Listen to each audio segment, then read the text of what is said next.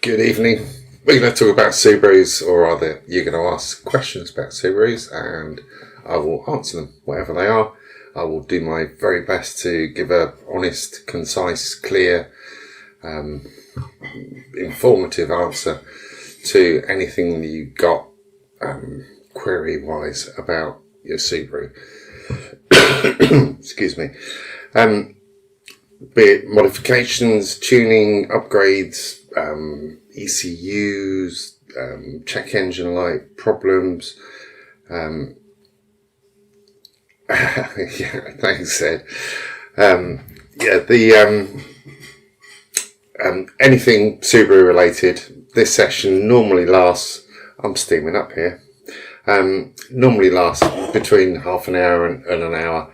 I generally run out of voice at the end of an hour. Get your questions in early, and then you got a very, very good chance of getting them answered. If you're watching this on replay, pop your question in the comments below, and I will do my very best to get back to it and answer the questions. There are a couple of outstanding questions from last week's session, but generally speaking, all the questions that get asked get answered as best I can. Right, I can see that we got quite a few sort of the regulars and Academy members on board and asking questions already. And I will come back to some of the questions that have been thrown at me already. If you're new here, pop a Q at the beginning of your comment or your question. It just helps me easily identify what is a question. I haven't got an assistant here that's flagging them up as some big channels would do. But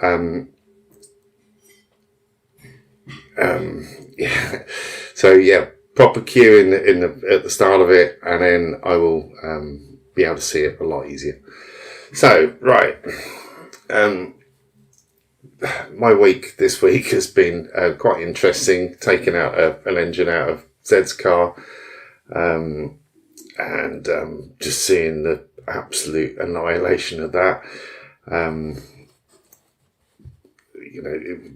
Nothing wrong with the tuning or anything. It was just an age thing with that engine, I believe.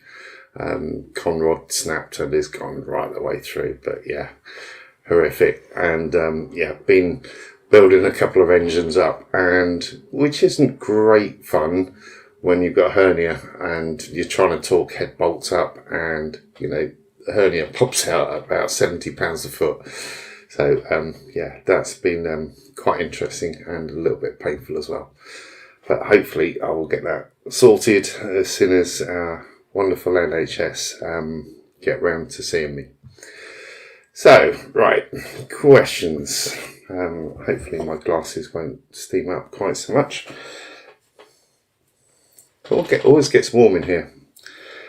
Right. Dark white VF400 Fastline turbo in the background. Yes, it is. Yeah. Video coming very shortly on the turbo upgrades. God, blimey, that's really bad. I'm steaming. It's warm. I had a shower, so that's why. Right.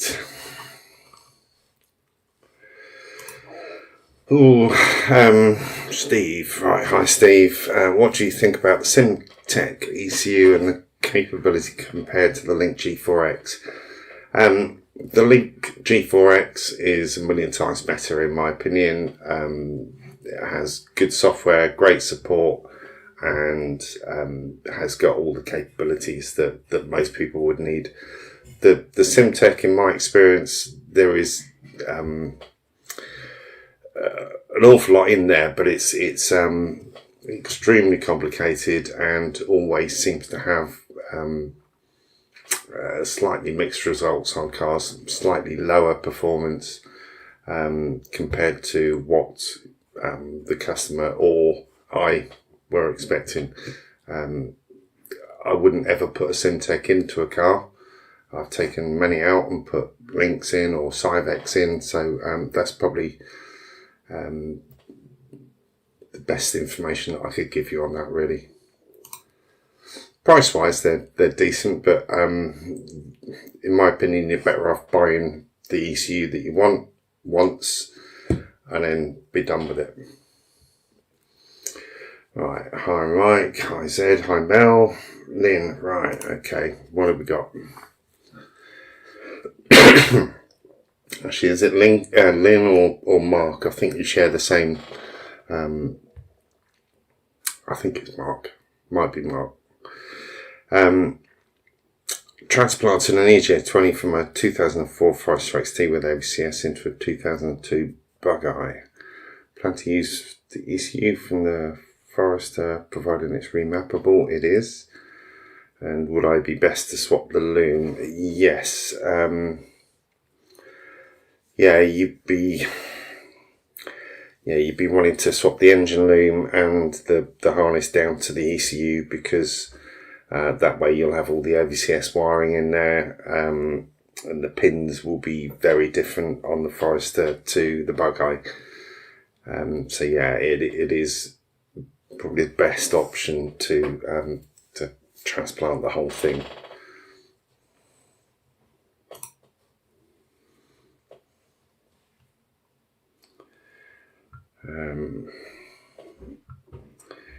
Right, hi Hugo in the US of A. Your president's been here today, I believe. Right, hold fire on that, because hopefully there will be a video hitting the streets on Sunday, which will tell the information on that. Sorry to tease, but you're going to have to watch the video.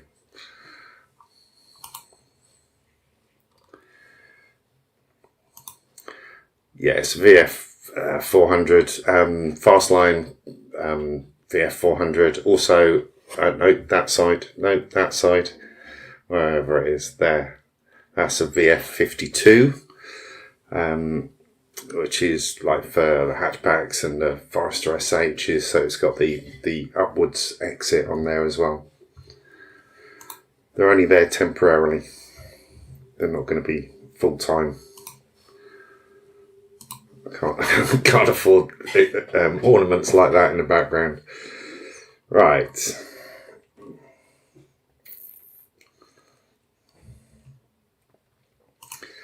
With the Tactrix side of things, there seems to be a lot of to and froing with the company, directors leaving, that kind of thing, which may mean that Tactrix might not ever get sort of redistributed or resold. So there needs to be an alternative, and from what I've seen so far, I've tested on various cars with various bits of software and not had a problem yet, but there will be a video coming out, hopefully on Sunday.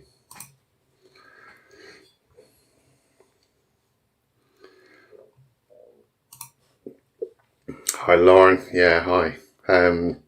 No question, that's fine, not a problem. Great that the car's working well for you.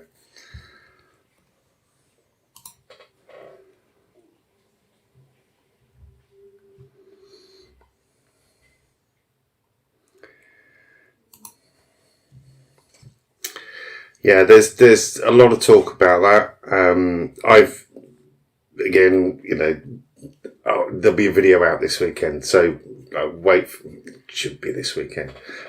Wait for that.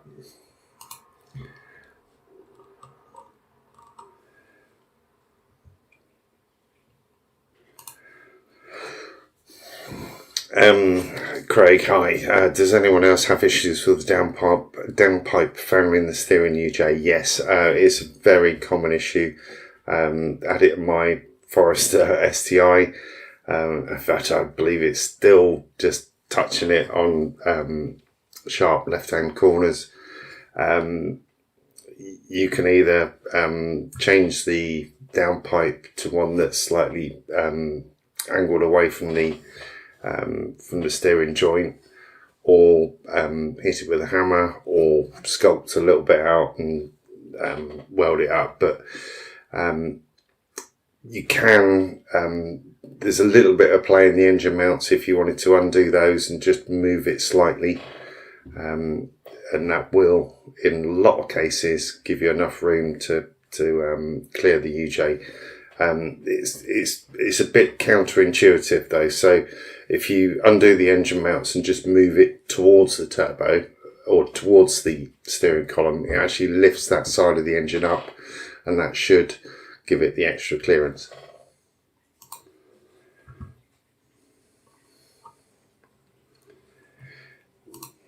Right, what do you recommend for 350 to 400 wheel horsepower OEM headers, or is it equal length or unequal length?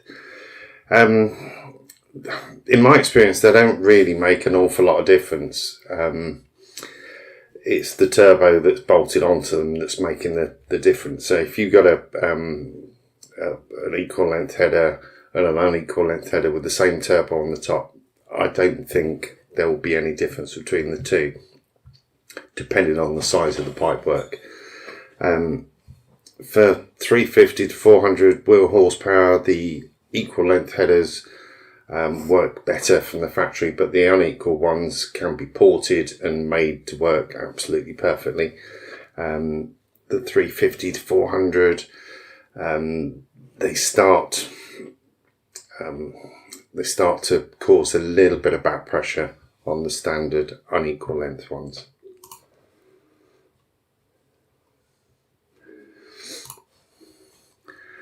Ciao. Warm greetings from southern Italy. Yeah, I'm very, very envious. Right.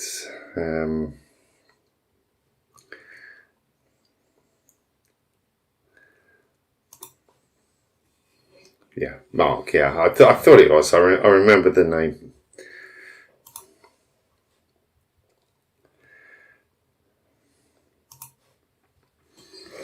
Right. Which ECU do you prefer? ECU Tech, Project Lambda, or Link, and why?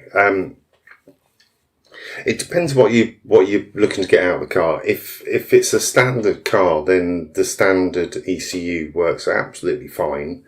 If it's mildly modified, then the standard ECU again works really well.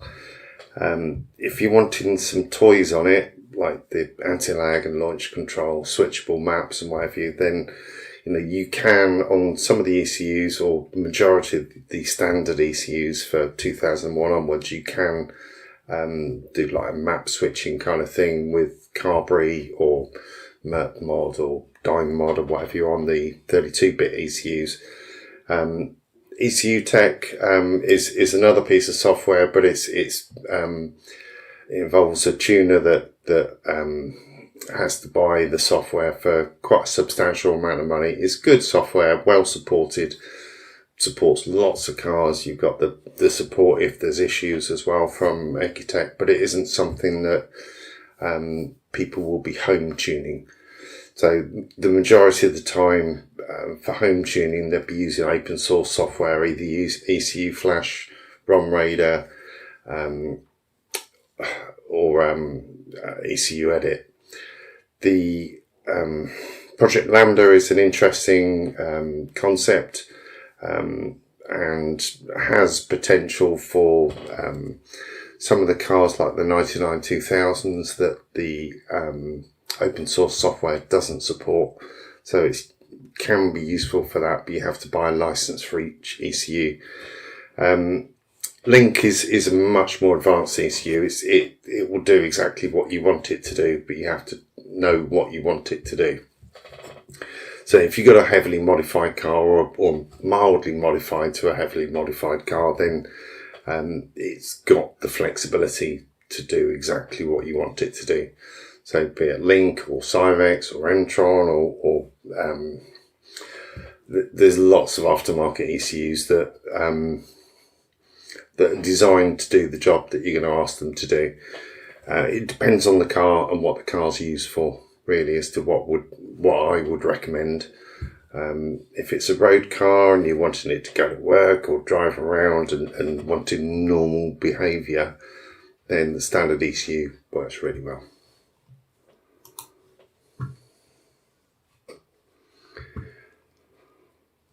Boom, boom, boom.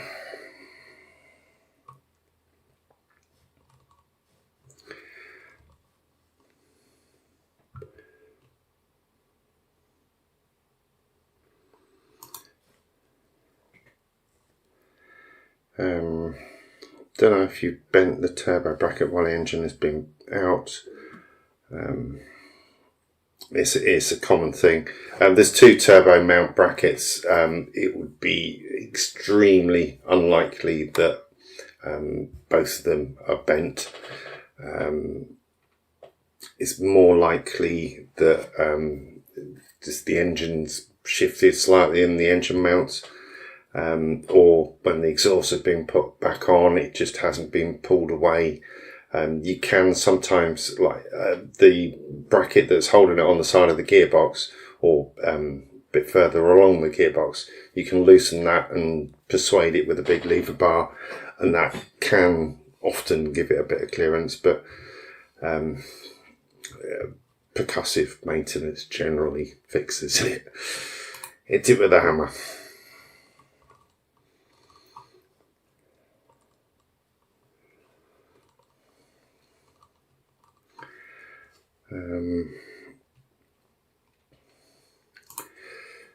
Yeah, hi Brian. Yeah, the Forester SCR has the big one as well, so it's often an issue on a Forester SCI. The big UJ, the big round, almost round UJ.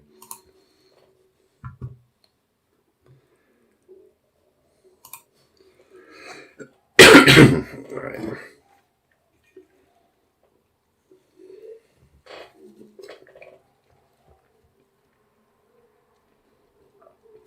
Right, hi Zed. With the overboost cut function on Cyvex, is it just a case of lowering the voltage high setting to trip a limp, or is there a different way? I'm not sure you'd actually want to trip a limp if it overboosted. What you really want it to do is just to control the boost. So get the boost control right, and you won't ever hit that.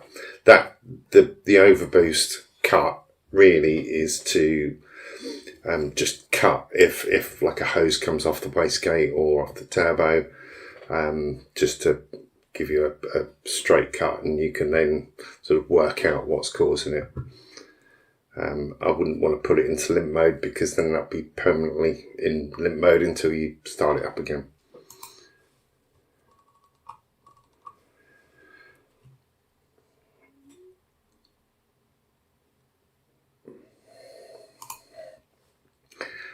Yeah, I've had a few people asking. So if you wanted to get together and arrange a date, happy to come up. Been also talking to some guys over in Malta to go over there and do some mapping over there, and also in Cyprus. So who knows whether they will happen, but yeah, happy to travel.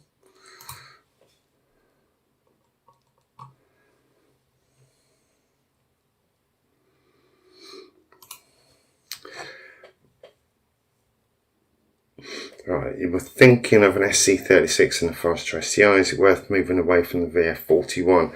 The 41's a good turbo, but they have the issue the same as most of the standard VFs do, in that the wastegate can crack, and an awful lot of the 41s, the same as the 43s and the 48s, crack. And when that happens, they won't make as much boost, won't make as much power. The SC36 is a decent turbo. It's like a 360 horsepower turbo. That's what it was supposed to be. Personally, I prefer the SC38. I think it's a nicer turbo and will give you a bit of headroom in case you wanted a little bit more in the future. But the 36 is a decent turbo. Yeah, or a hybrid 34, or 35 hybrid or a 48 hybrid, but you know, some of the hybrid turbo cores that go into the V, or that can be put into the VFs now, are really good.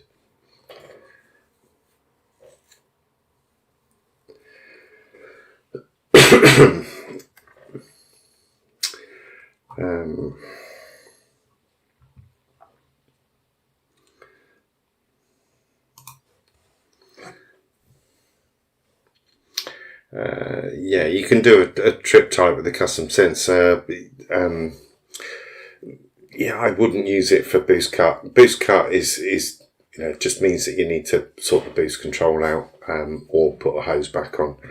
I wouldn't use it for trip. Trip is if the oil temperature is overheating, or the oil pressure's dropped, or coolant temperature is overheating, or fuel pressure is zero or dropping. I'd use the trips for sensors that that might have failed, rather than something that just needs tuning out.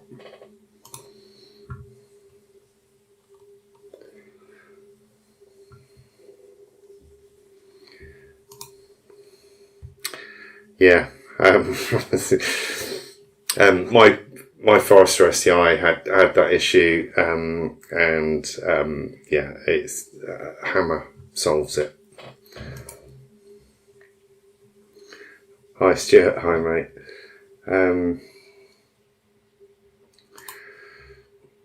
Right, if I want to install a gauge in a bug eye, what should I focus on buying? In my opinion, the most important gauge that you can put in there is an oil pressure one, because the oil pressure warning light that comes up on the dashboard isn't an oil pressure warning light, it's an engine dead light. That comes on at 5 psi. If that ever comes on while you're driving, the engine's dead at that point. So an oil pressure one, and understand what it should be reading when it's hot, when it's cold, and just look for changes in that. So kind of like a cold start, you might be 80, 90 psi of oil pressure. When it's hot and idling, you might be down to 30 psi. But sort of use that as a baseline, and sort of check to see whether you're moving away from where it was. If you suddenly see a drop in the oil pressure, then you know you've got an issue, like a cracked oil pickup pipe, or something a little bit more serious. I'm not saying that's not serious, that is serious, because that took 2 engines out for me. 2 oil pickup pipes on the Hawkeye, standard oil pickup pipes, fractured along the front edge, and killed engines.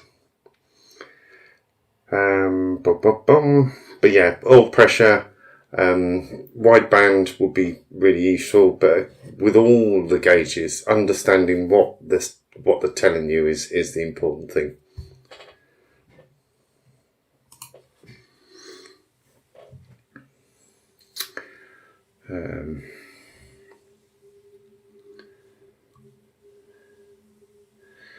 Right, hi Panzer. Hope you're well, Duncan. I have an OEM WRX UK Hawkeye 07. Do you consider the OEM heat shields along the exhaust and turbo essential?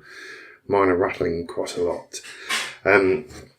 When they rattle, the ECU can hear that, and you'll find that it randomly puts it into limp mode, i.e. you got almost no boost. It will try taking out ignition timing or adding fuel in to basically stop that noise. So getting rid of those rattles is really, really important. If I had a pill for every car that's come to me and they've said, oh, it's randomly going into limp mode, and I just reach down and the up pipe heat shield is rattling, then, you know, I'd have quite a pot of money. They're only tack welded on. They get an awful lot of heat. You can take them off, heat wrap the headers if you want, and the heat wrap works. It's awful to put on, itch like hell. So get someone else to put it on. But they're not really essential. When you're going along, there's a lot of air going through there anyway, so it's just the heat build up in the engine bay if you're stationary or slow moving is quite a lot if you haven't got the heat shields on.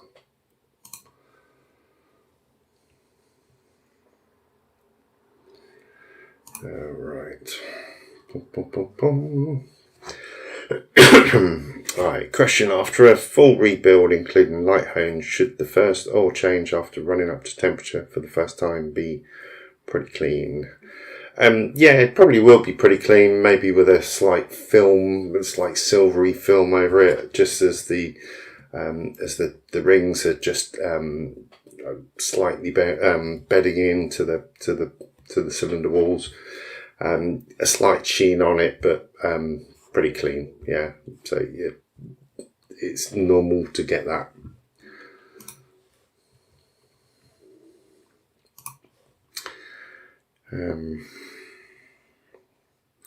And also, would a simple remap with no engine mods be worth it and safe for daily driving?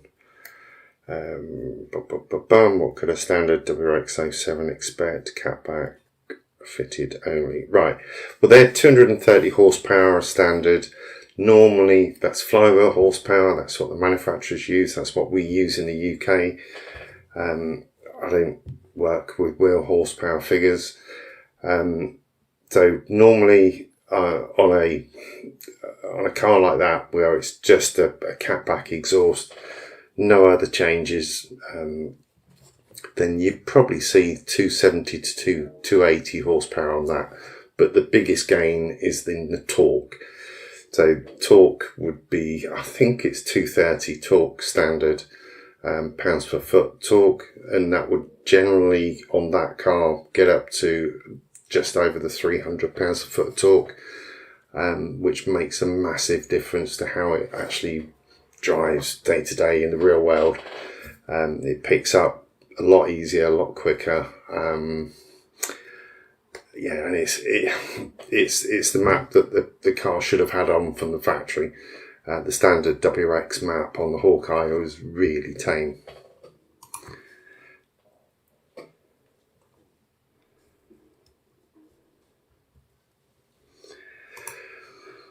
Ooh, John, hi.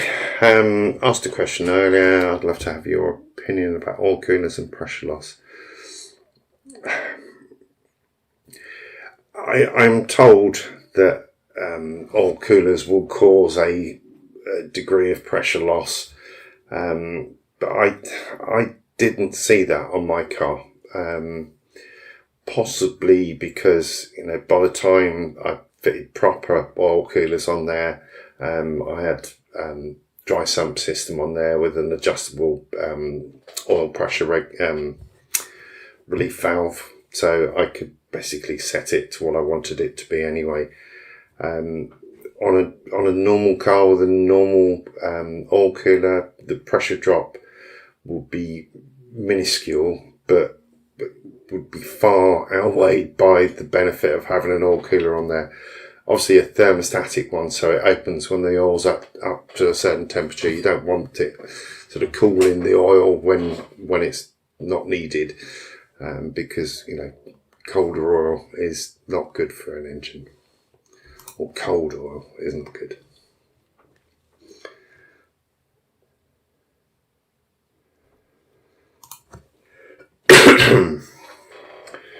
Right, have you ever replaced the camshafts on an EJ20 with about 300 to 320 horsepower?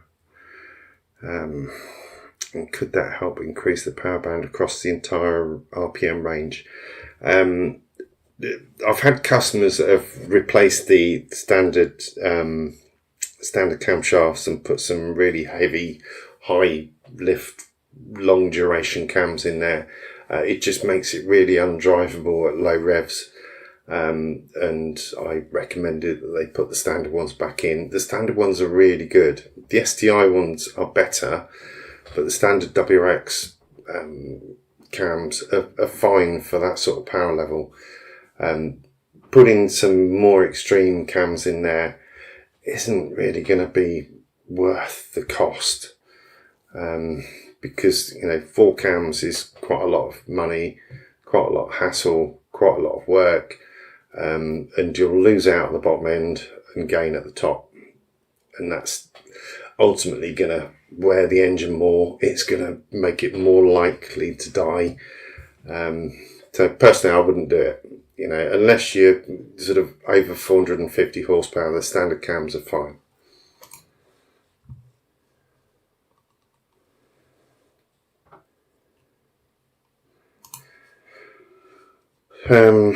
Yeah, standard STI unopened.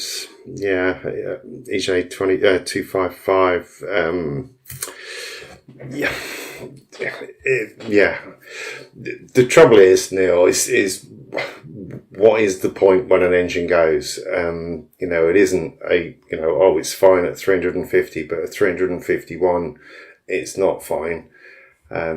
It's so much broader than that. It could go on a standard car at 280, or it could, you know, I've got customers running on a Forester STI 255 block at 400, and you know, they've been fine, but that's not everyone is going to be fine. I couldn't guarantee that, but yeah, if it's a good car as it is, leave it as a good car.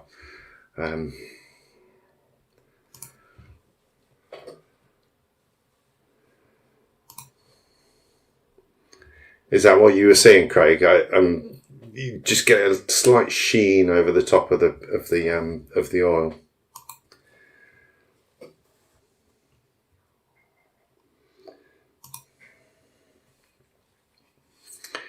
Right, coolant ever goes above 103. I would probably take that up a little bit higher than that, actually, Zed, just to give it a bit of leeway, just in case it does get hot, but not, you know, you'd be fine sort of 110 in most cases.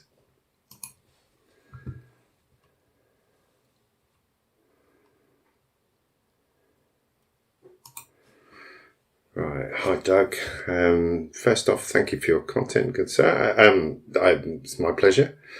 If I blow my motor and replace the top and bottom end, is it totally necessary to retune the car afterwards? If it's a standard car with the standard bits on it, with the standard map on there, fine. There's enough leeway in the standard map to account for the standard parts, but just with a slightly refreshed engine, unless you're raising the compression. So if you've skimmed the heads or put different components in there, in which case, yeah, it's a different engine, and the map that was put on there isn't set up for it. Same as if the car has been mapped for what was there with the engine. If you're changing the engine, then you're changing an awful lot of things. So yes, it does need to be mapped or tweaked or adjusted in some way.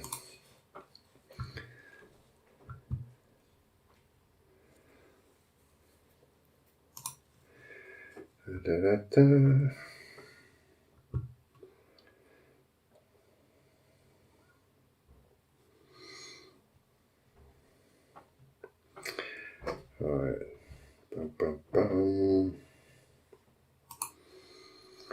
Neil, if it's been running on that for years and it's happy, then yeah, it's a great car at that. I think they're a lovely car at that sort of horsepower. Maybe a little bit of horsepower more would be nice, but at what point are you breaking the camel's back for, you know, would be 30 horsepower, 40 horsepower?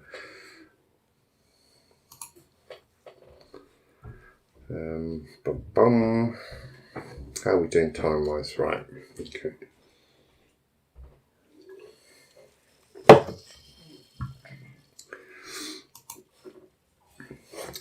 Right, Zed, you're getting well into the Slivex software. Looking at the Lambda trip, currently seeing how these are activated and what thresholds I should use. Yeah, there's so many trips that you can set up, and you can set each and every one of them to be either putting the car into limp mode, i.e. it's not going to go above 4,000, not going to give you more than 25% throttle, or you can get it to stop the engine. Like for example, if your oil pressure dropped below certain thresholds at whatever RPM, then you can tell it to stop the engine or put it into limp mode. Personally, I had issues with an oil pressure sensor dying on track, and because I'd set mine up to kill the engine, i.e. stop the engine when oil pressure was 0, it basically meant the car was beached. So after I got towed back into the pits on track, I changed that to actually have one map that was basically all the trips off, which was, if it breaks, it breaks, but I'm taking full responsibility. If you wanted to do that, it wouldn't be a bad plan to do that, but just keep that as a separate cal setting, so that you're not sort of stranding yourself like with a sensor that fails.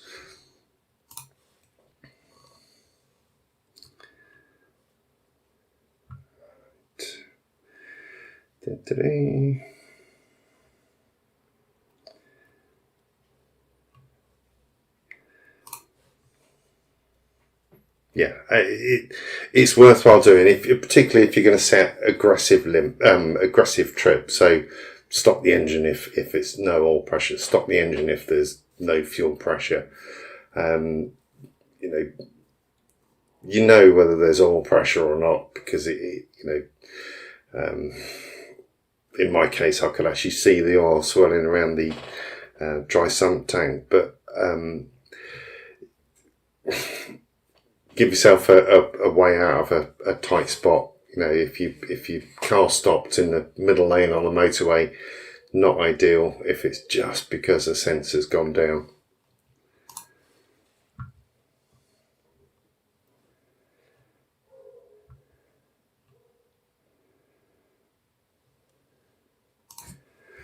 Today.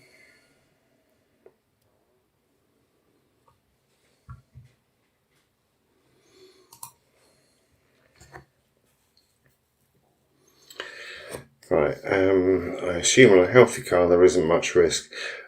Generally speaking, because the car, whoever's doing it, right, I'm assuming that you'll take it to someone that knows what they're doing with Subarus, rather than just getting a flash map from a backstreet garage. Please don't do that, because it's not safe. I've seen some horrific maps from these people over the years, ranging from not changing anything and still charging you money, to changing stuff so dangerous that it's a wonder that the car survived.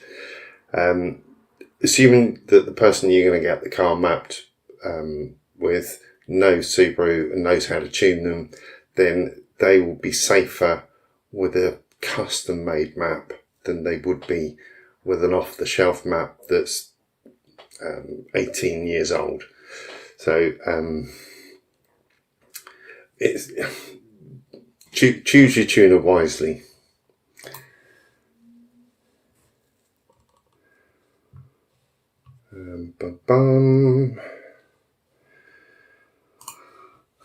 Right, yeah, version 4 STI, the heads have changed before I purchased it. They're off an RB5 with the rocker gaskets for version 4 STI. Be okay for fitting.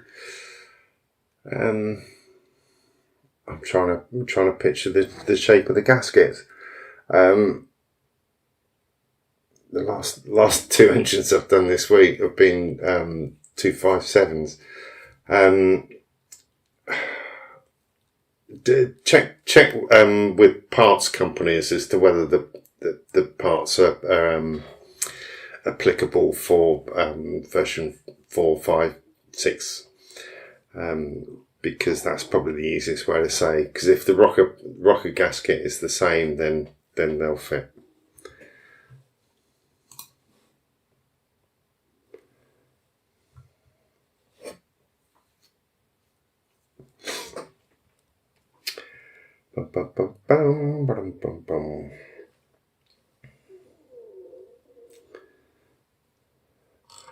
Right. Have I got any that I've missed here? Done that. Okay. Matt Maycroft, where can I get a bass tune to start tuning my Subaru Legacy? If you click on the link below, join the Academy as an Academy member, then you can come into the Discord group and we can guide. I can guide, and the guys in there can help you along the way as to how to build up a bass map for your car and start tuning it yourself. That's a basic option. You can sign up and get me to remote tune it, but you need to have things like wideband, deck cans, because they are essential for tuning. I know some tuners in the States or wherever else in the world don't use them, but they've got good engine build shops right next door that are very busy.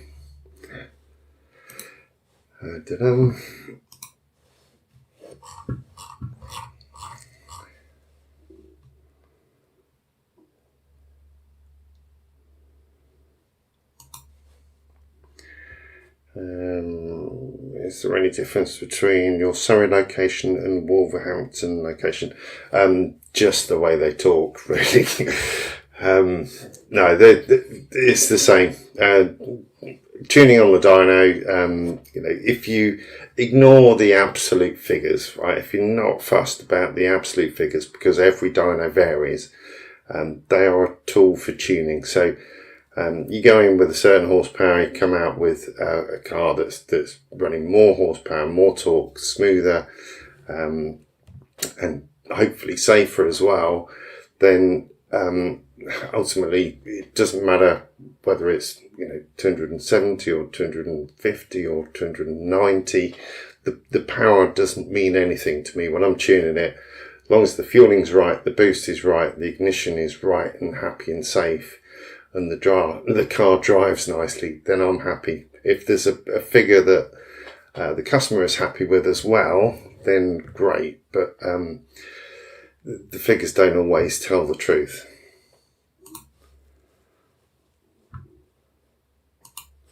And sorry, Ryan, I don't mean you talk funny from Wolverhampton. Just bought a stock WRX 2008, only has decat and a Toyo Sports exhaust. I'd love to remap the car. Would I need a custom ECU? No, the standard ECU on that is absolutely fine for tuning. You can tune that open source, or you can get someone to tune it for you. If it's mildly modified, i.e. a decat and an exhaust, there is no need to be spending many thousands on an aftermarket ECU for it, when the standard ECU is really good.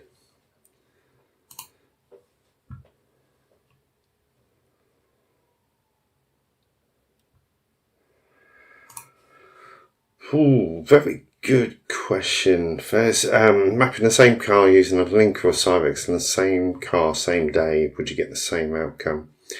Yeah, pretty much. I don't think there would be any significant difference, because you're setting up the same boost, the same fueling, ignition timing is ignition timing. So, assuming the figures between the two of them are the same in the map, then we're going to get the same outcomes,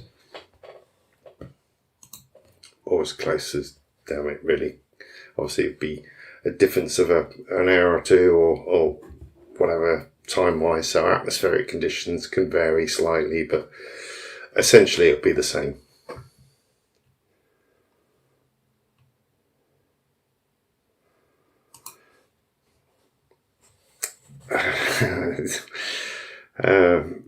How long does the remap usually take? It depends whether the car's well behaved or not. If the car's well behaved, then an hour and a half. If it's not well behaved, then it can be a lot longer than that. Hawkeye WRX, generally they are pretty well behaved, so they generally do what I tell them to do.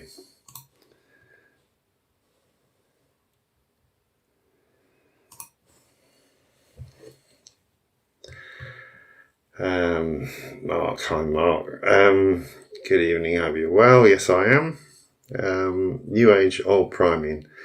I still disconnect crank sensor. Is it necessary on new age?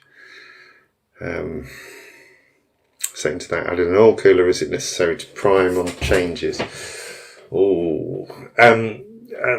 Disconnecting the crank sensor, yes, I always do that. I also pre-fill the oil filter, but there are occasions like with the race car with the dry sump system, it had to be a leap of faith starting that, because priming it by hand or on the key, it just would get an airlock in the system and it would take forever. So, it was start it up, light would go out pretty much instantaneously. But that's only because I had absolute faith in the engine, and was fine with that happening. And an oil cooler, is it simple to prime on changes? It depends which way round you're mounting your oil cooler. If you've got the hose fittings facing upwards, then it's generally going to be full. If it's up vertically with the fittings out the side, or if the fittings are pointing downwards, then you might find that there's a point where there is a bit of a drop in the oil pressure as that fills, or as the thermostatic valve opens for that to fill up. Oil routines are very personal, I think. I know some very well-known tuning companies here in the UK don't disconnect the crank sensor, they just start it up. Whether that's right or wrong, who knows? If you took the car to Subaru for them to do an oil change, they wouldn't crank with the crank sensor off. They just start it up.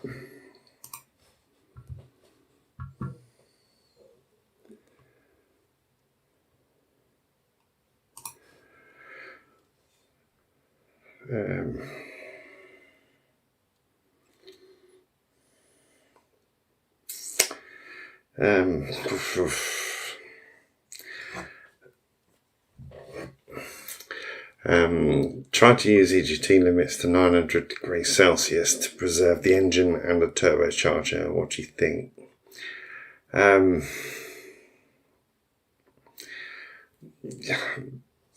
I generally don't use the EGT that often, because if the tune is right, the fueling is right, the ignition timing is right, then the EGTs will be what they'll be. If you're running a lot of boost, a lot of power, then the EGTs will climb quite a lot anyway.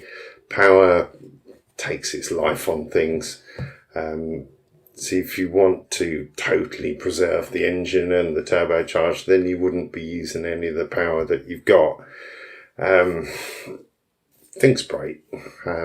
We modify cars. We like to try and minimise the risk of things breaking, but things do break.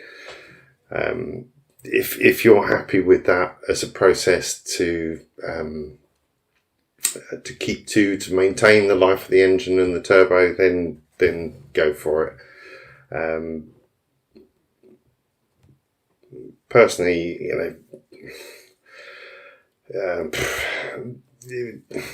I probably wouldn't do that myself.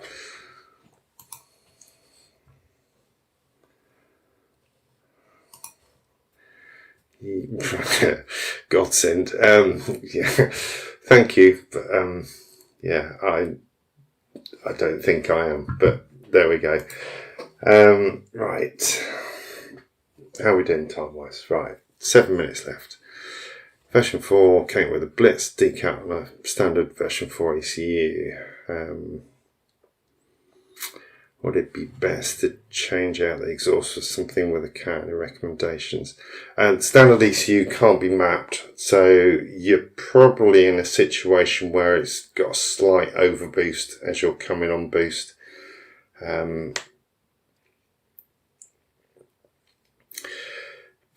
Certainly for MOT purposes, you will need something in there with a cat. The chances of finding MOT stations that are a little bit more friendly to modified cars is getting harder and harder. Generally speaking, I have to put a cat back on there, or a sports cat, but then sports cats are expensive and they don't last very long.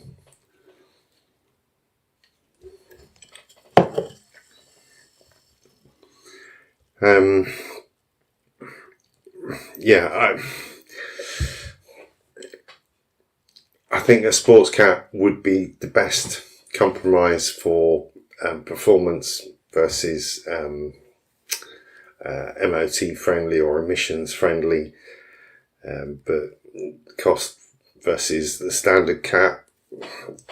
You make that decision.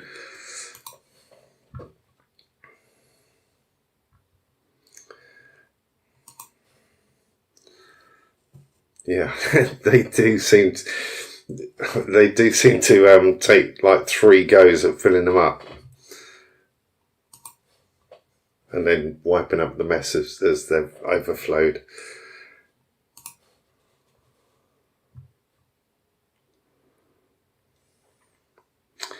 VTEC Dragon, you're in the right place. Sorry. How much mapping a standard ECU cost? For me to do it in the UK on the dyno on a new age onwards car is $560, including the dyno and the VAT. Generally, people need to ask me to not put pops and bangs in, because I always leave some pops and bangs in there because I think they're fun. But if people want them really loud, then I can make them really loud. If people don't want them at all, then I'll take them out. But that's what the costs are on like 2001 onwards. Some cars like a 99 2000, or for some of the later drive-by-wire cars where you want switchable maps and adjustable launch control and what have you, then they need a Ecotec license on top. Right, almost at the end, so if you got a question, pop it in now, otherwise it'll be after I've shut down the session.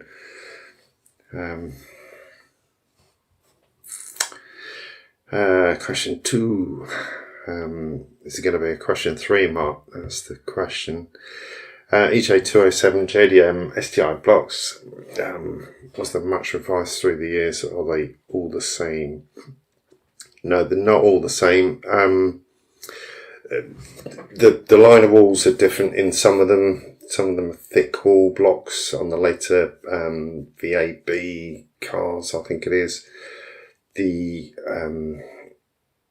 pistons are obviously different through the years. They went from forged to I can never pronounce the word, hyperuretic or something like that. Basically a cast heat treated piston.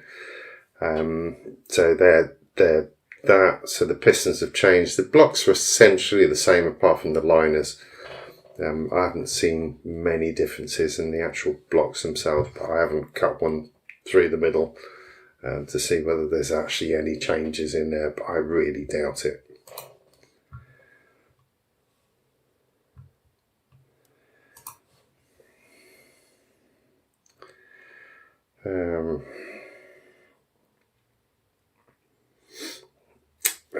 Updates when the open port are back available.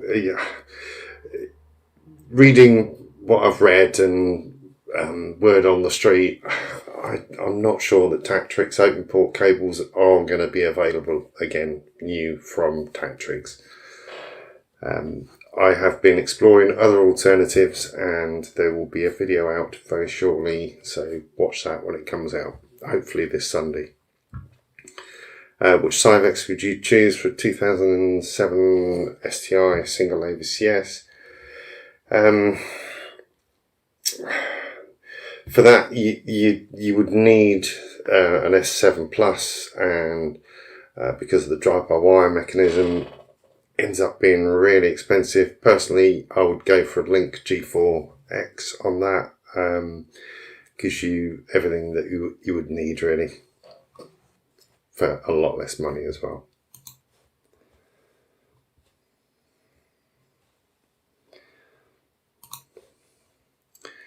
Okay, that's interesting, Scott. Yeah, the thick wall blocks are really, really strong, really good. But they, on the later ones, they are with cast pistons, but they're still strong as an engine.